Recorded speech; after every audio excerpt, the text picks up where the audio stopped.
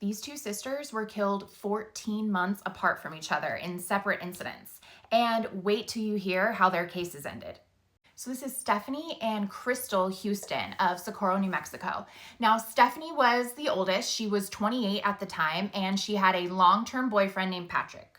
February 27th, 2000. Stephanie and Patrick are at a concert that night. Patrick's band is playing, and reportedly while they were there, Stephanie danced with her friend Ruben, and again, this allegedly upset Patrick, and there was some sort of altercation that the bouncers had to split up, and then Patrick and Stephanie were getting into an argument. It was just a messy deal. So Ruben, the friend, said that he didn't see Stephanie the rest of the night until he was on his way home. He sees Patrick's truck on the side of the road and he feels like something's wrong. So he stops and he sees Stephanie lying on the ground. So Patrick's story was that he was angry and he wanted to leave. He got in his truck and started to drive away. Stephanie, he thinks, was trying to jump onto the back of his truck, but she missed and fell, and he accidentally ran her over with the trailer he was pulling. But the ME ruled it a homicide. So Patrick is charged with vehicular homicide, but he is acquitted of all charges in 2004. There was also some previous DV incidents between them, but the judge would not allow that into this case.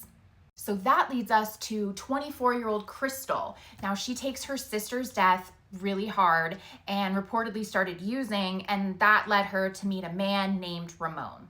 So just 14 months later, it had been a couple days and her family hadn't heard from her. They go to her home and they found her deceased on April 15th, 2001. Her autopsy revealed she had been hit hard in the head, she had been SA'd and then strangled.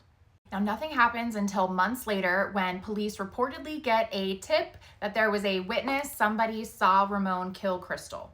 Now, he was actually arrested for some unrelated shoplifting charge when they found his DNA on her body. So they arrest him and charge him with murder.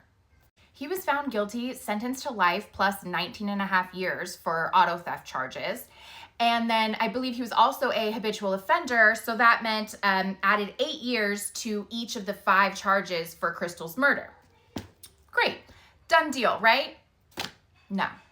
He managed to get his conviction reduced to 15 years. And then ultimately he was released on parole in 2015. So nobody is held responsible for Stephanie's death. Was it an accident? I don't know. And then for Crystal's convicted killer to only do, 15 years? I don't know if justice was served for either of these sisters.